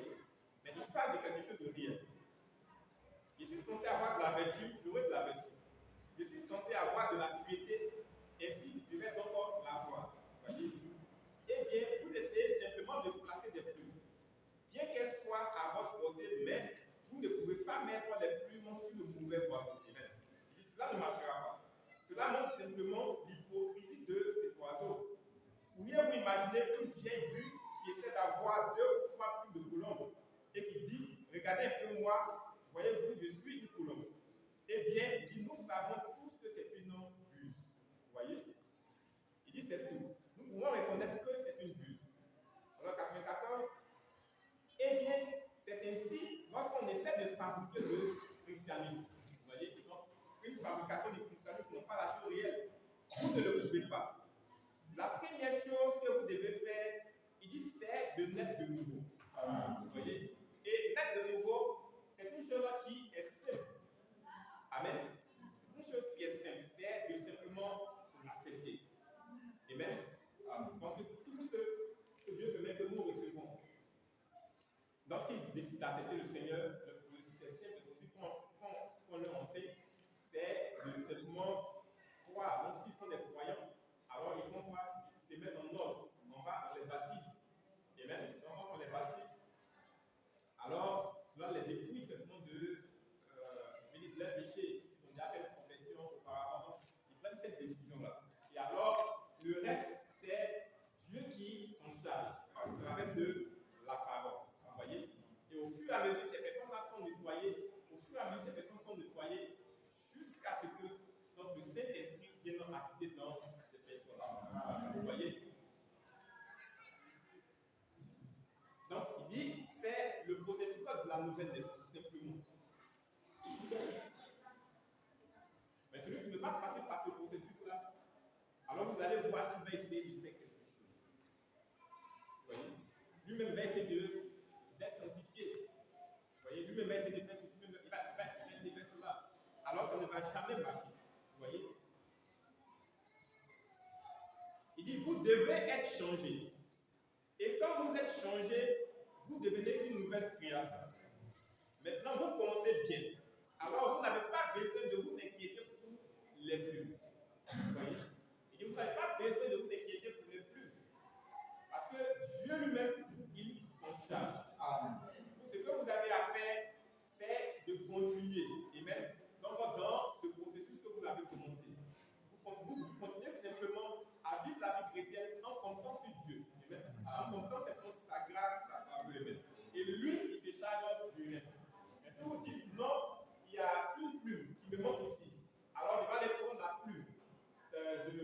de prendre un corbeau, pour venir placer là. Alors il dit, vous êtes en train de fabriquer quelque chose. Amen. Donc la plume doit sortir ou naître de façon naturelle. Amen. Donc Dieu lui-même va pouvoir se charger de cela. Alors vous n'avez pas besoin de fabriquer quoi que ce soit. Alors vous n'avez pas besoin de vous inquiéter pour les plumes. Cela s'arrangera tout seul. Quand vous naissez de nouveau, oui monsieur.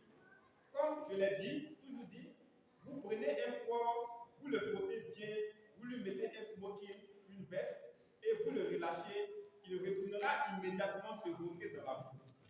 Il dit parce que vous voyez, cela ne lui fera aucun bien. C'est un corps, c'est sa nature. Se vautrer, c'est sa nature. Vous devez changer sa nature et le reste s'arrangera tout seul. Vous voyez? Et alors, Dieu, quand il a fait chacun d'entre nous, ce qu'il cherche à faire, c'est de changer notre nature.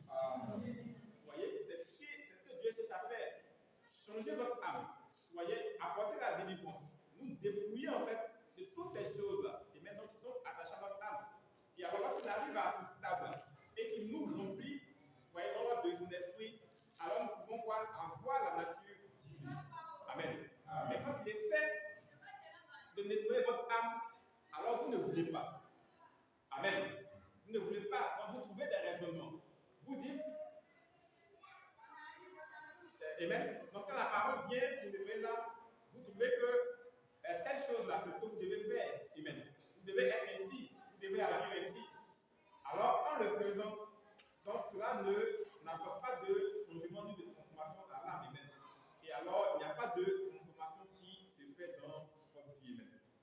Amen. Amen. Donc, c'est notre nature qui doit changer.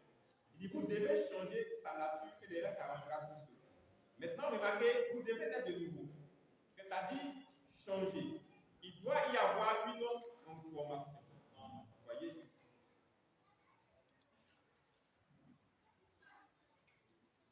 Il dit, vous me direz, eh bien, frère Branham, je connais cette certaine femme par ici. Eh bien, elle n'a jamais rien fait de mal. C'est une brave femme. Ou tel et tel homme. C'est un brave homme. Il ne fait jamais rien. Il ne fait de mal à personne. Il dit cela ne veut rien dire du tout. Amen. Peut-être est-il un bon voisin, mais il n'est pas un chrétien avant qu'il naisse de nouveau. Amen. Amen. Amen.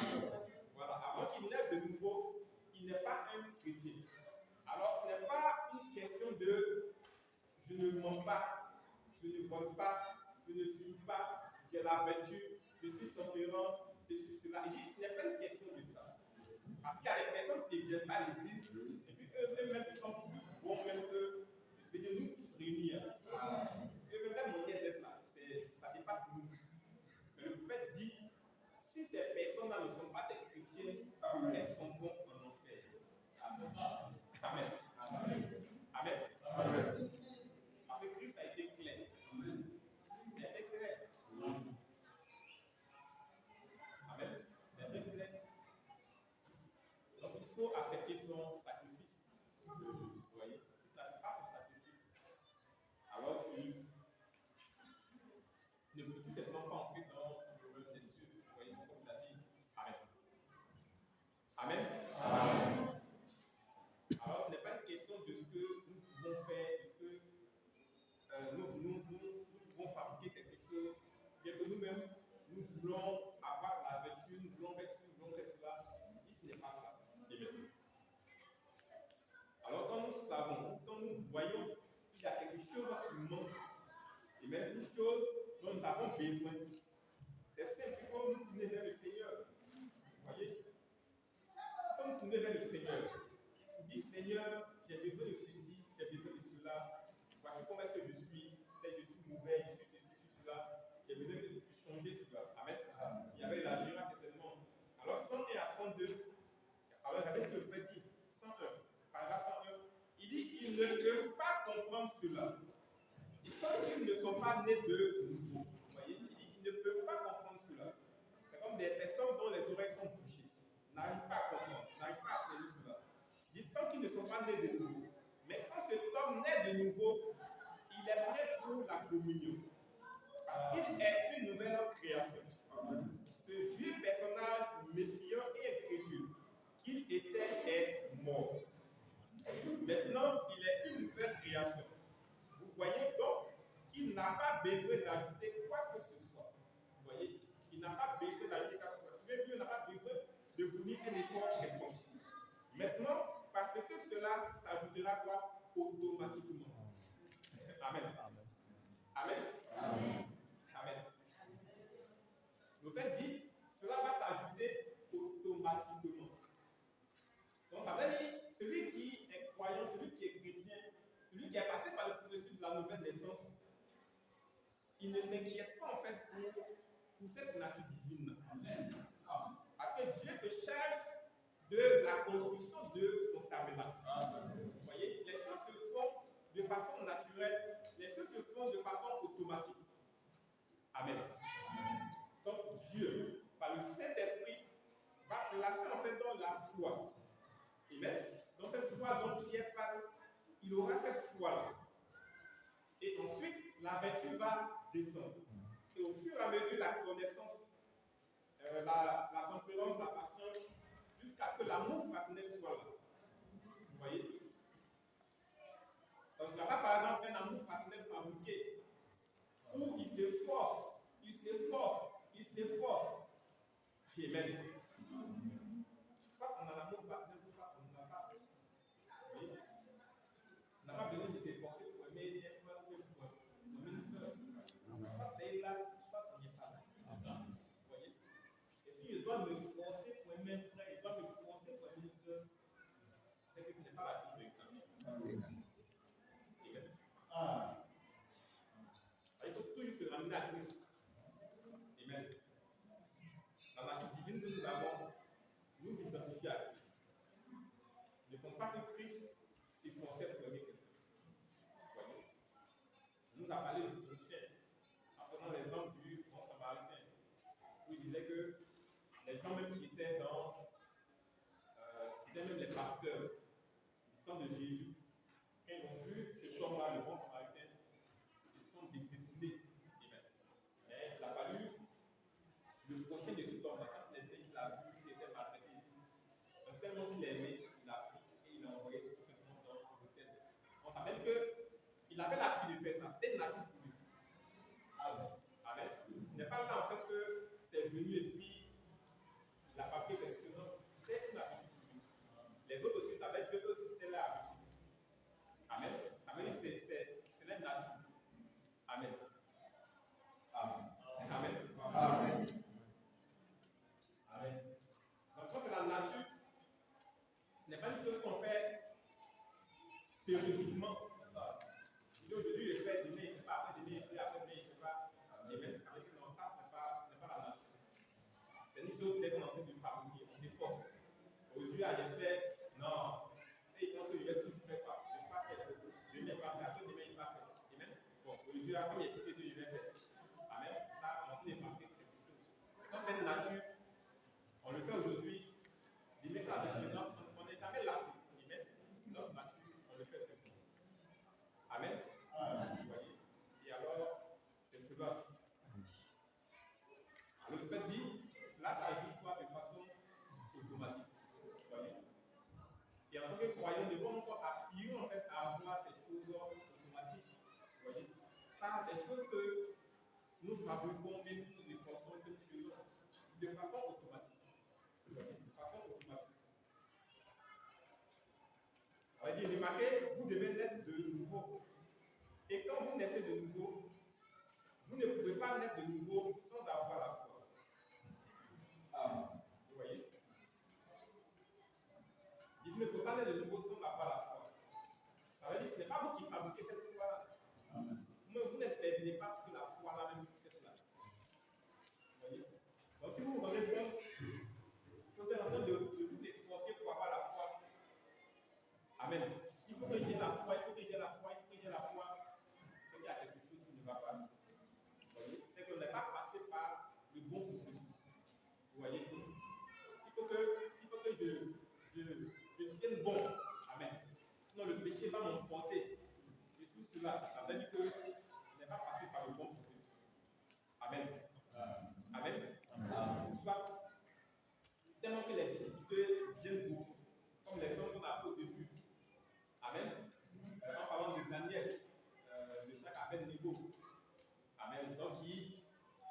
tiennent leur position dans le Seigneur.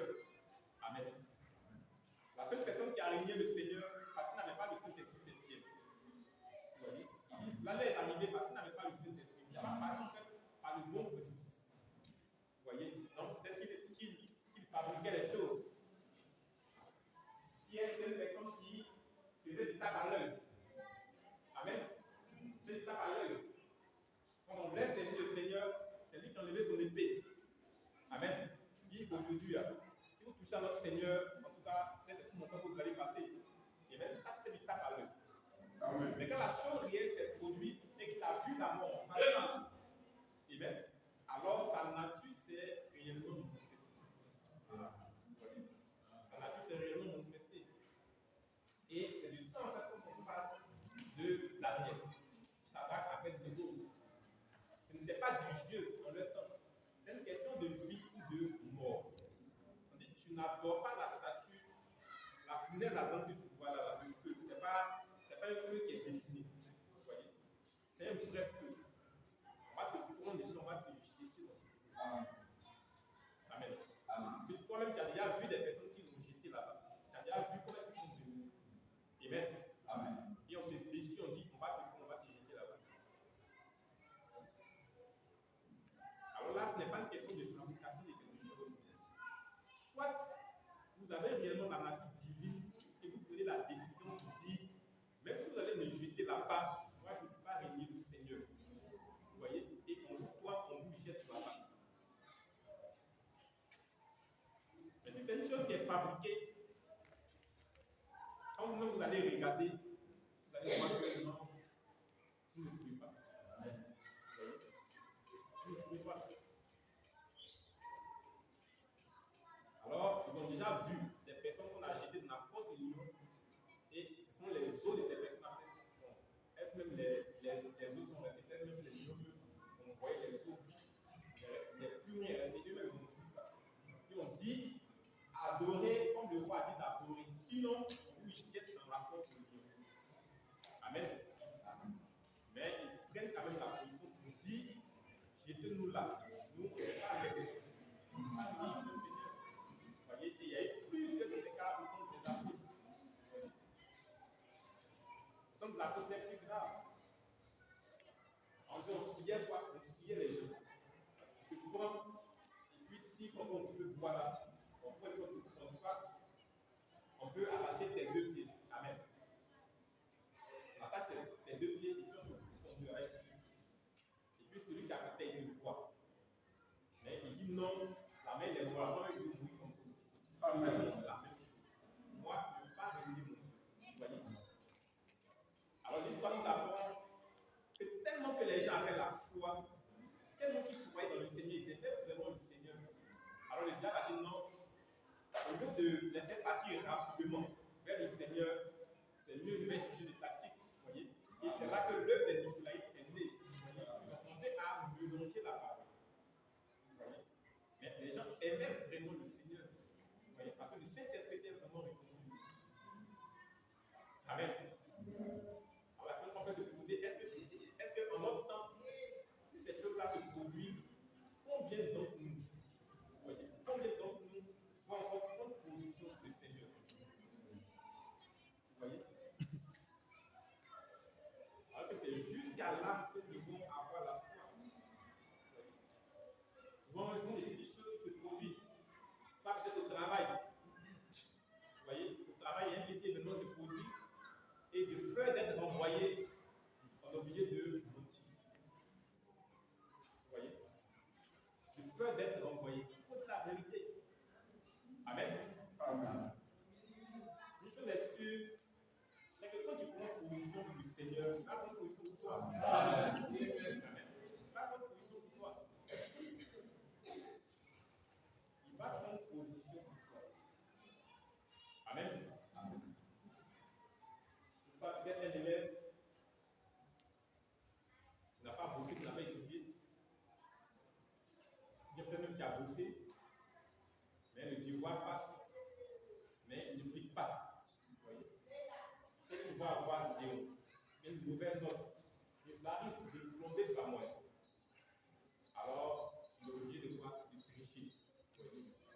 va dire non, qui est comment de message.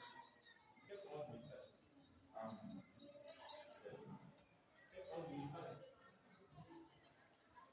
Si pour juste avoir une note, ne pas prendre position pour le Seigneur, dire non, moi je ne prie pas. Vous voyez? Et tu as dit devant tout le monde. Et c'est ce qui est grave. Tu as dit devant toute la classe que toi tu es chrétien, tu es hors du message. Vous voyez? Toute la classe le sait. Puis triche. Mais c'est quoi? C'est j'étais en fait hors du distribue le message. Vous voyez? On dit quoi? On dit voilà, il n'a pas dit qu'il est chrétien, il n'a pas dit qu'il est esclave. Amen. Nous devons jamais régner le Seigneur. Jamais. Amen.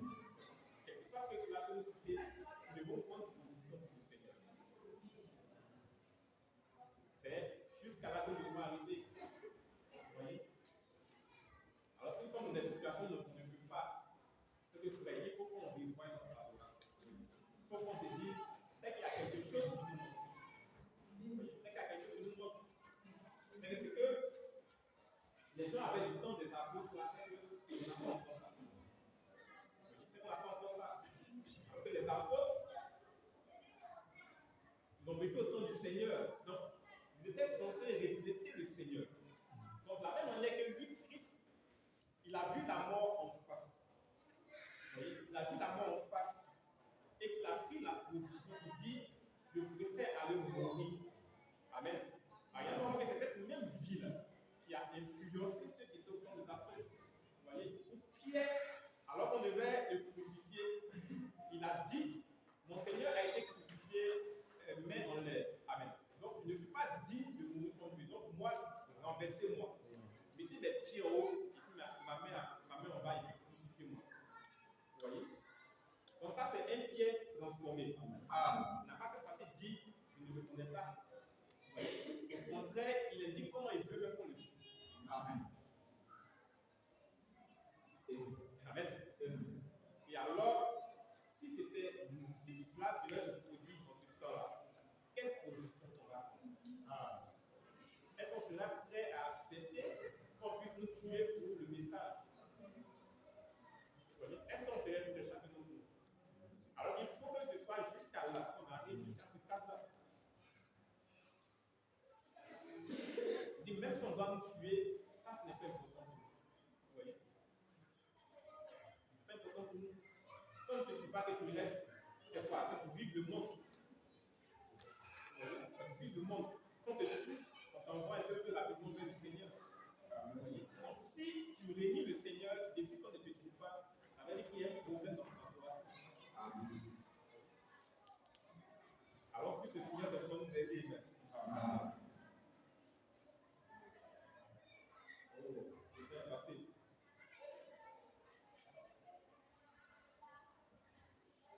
Je vais le dernier paragraphe. Et on va s'arrêter là. Comme il a dit, je veux parler de la foi. Donc on va juste parler de la première phase, donc la foi. Le paragraphe 112, le paragraphe 102, et puis on va s'arrêter là, on va donc passer à la prière. Et donc la foi. Alors il dit, tenez ce Romain qui est allé à la rencontre de Jésus et lui a dit, je ne suis pas digne que tu viennes sous mon toit. Je ne suis pas digne. Et je ne m'estime pas digne. Mais il a dit, mon fils est très malade, prononce simplement la parole et mon fils vivra. Vous voyez? Dit qu'est-ce? La distance ne change rien. Voyez-vous? Parce que Dieu est omniprésent. Dieu est omnipotent. Et partout où Dieu se trouve, l'omnipotence se trouve. Et Dieu étant omniprésent, la fait que Dieu est partout. Voyez-vous, Dieu est tout aussi grand en Allemagne, en Suisse et en bas en Afrique, à cette minute précise qu'il est ici. Vous y êtes. Amen.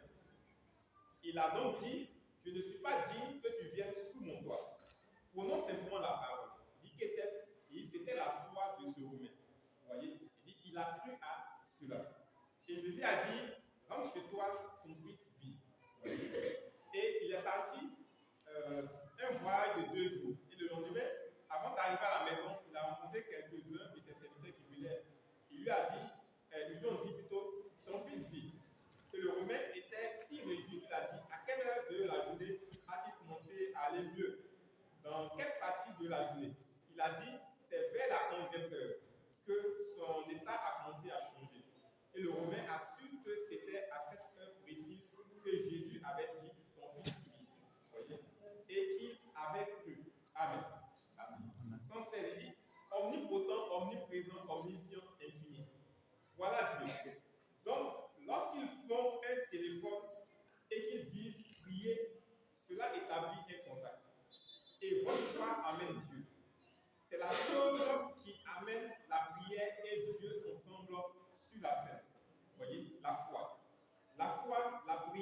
déplace d'ici jusque-là, elle réunit cela. Amen. Donc, vous pouvez prier, mais si vous faites une prière sans la foi, alors cela ne sert à rien. Il dit, à la prière, il faut que nous voyions quoi? La foi. Donc, il faut que nous croyions. Donc, dans la prière que nous sommes en train d'adresser, Amen. Il dit, si vous croyez en moi, demandez ce que vous voulez, que je vais vous faire accorder, Amen. Vous voyez? Si vous croyez en moi, vous ferez les œuvres que je fais, vous en ferez de plus grandes. Amen. Amen. Amen. Alors, un croyant ne fait pas les choses au hasard. Amen. Notre manière d'adorer doit changer. Amen. Notre manière d'adorer doit changer. Il faut que quand vous êtes en train de prier, de parler à Dieu, il faut que vous sachiez que vous êtes en train de parler à Dieu. Et que vous lui parlez. Il n'y a pas une prière où vous parlez, puis vous-même vous n'êtes pas là. Amen. Quand tu parles à Dieu, puis tu n'es pas là. Mais quand tu veux que Dieu lui soit, et puis tu finis de prier comme ça, tu t'attends à un résultat. Il n'y aura pas de résultat. Amen. Amen. Vous voyez? Donc tu es en train de lui parler. Donc tu es là, tu lui parles. Et tu crois, tu as foi qu'il est là et qu'il est en train d'écouter dans ton entendre ce que tu es en train de lui dire. Amen. Alors ça, c'est une prière qui est efficace, qui produit des résultats. Vous voyez? Et c'est ce genre de prière que nous devons adresser à Dieu. Il dit, priez, cela établit un contact et votre foi amène Dieu. Et la chose qui amène la prière et Dieu ensemble sur la scène, la prière, la foi se déplace d'ici jusque-là. Elle réunit cela. Il dit, prononce la parole, tout ce que je veux que tu fasses, c'est que tu dises la parole et tout ira bien. Le Bruno a dit, vous n'avez pas besoin de s'y trouver. Dis simplement la parole. Pourquoi? Dieu est omniprésent, il est tout puissant. Il est tout aussi puissant que l'une des extrémités de la terre qu'à l'autre. Et d'un côté ou d'un autre, il est Dieu. Et la seule chose que tu as à faire, c'est simplement prononcer la parole. Et c'est ce que Dieu a dit à Moïse. Et alors la foi s'occupe du reste. La foi s'en occupe. Vous devez donc avoir la foi comme fondement. Tout le christianisme, tout ce que vous êtes, tout ce que vous serez un jour est fondé sur la foi dans la parole. C'est la raison pour laquelle je crois la parole, voyez-vous. Je ne peux pas placer ma foi sur rien d'autre. Si je devais la placer sur l'église, sur quelle église la placerais-je? L'église catholique, luthérienne, méthodiste, baptiste, pentecôtiste. Sur quoi la placerais-je? Je ne sais pas. Ils sont tous embrouillés et tout le reste, leurs lignes sont tout emmêlées. Mais quand je place ma foi dans la parole, elle est ancrée. Il dit, personne ne l'interprète. Il dit, c'est quoi? C'est ici, ainsi dit le Seigneur. Alors je crois cela. Voilà une base. Un bon petit docteur. Amen. Bon, mais excusez, je vais m'arrêter là. Je voulais m'arrêter sur la foi. Amen. Donc il dit, la foi en fait c'est quoi? Il dit, la foi c'est le fondement. Comme Pierre nous le dit,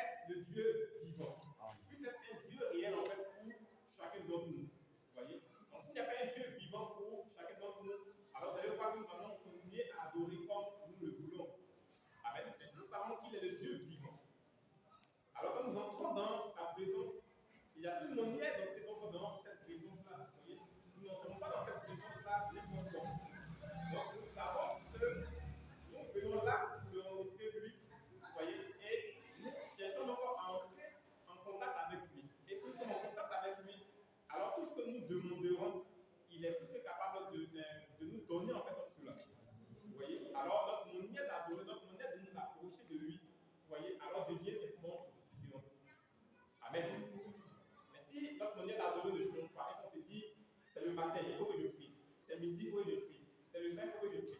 Bon, ils ont dit qu'on a la parole de Dieu chaque jour. Amen. Alors, il faut que je lise une portion de la parole. Amen. Il faut que je lise une citation du prophète. Amen. Ça va, même le païen peut faire ça. Si c'est pour lire une Bible, ça, tout le monde peut faire ça. Amen. Tout le monde peut faire ça. Donc, n'essaye pas de lire pour lire. N'essaye pas de prier pour prier. N'essaye pas de parler pour parler. Mais il faut qu'on se dise, chaque fois que je vais prier, il faut que je puisse toucher le Seigneur. Il faut que je puisse rencontrer le Seigneur. Il faut que je fasse quelque chose de différent. Il faut que je puisse emmener la présence du Seigneur. Amen. Alors, cela change simplement l'adoration, cela change simplement l'atmosphère. Vous voyez? Mais quand on ne pense pas comme ça, tu te dis, bon, il faut prier. Le plus important,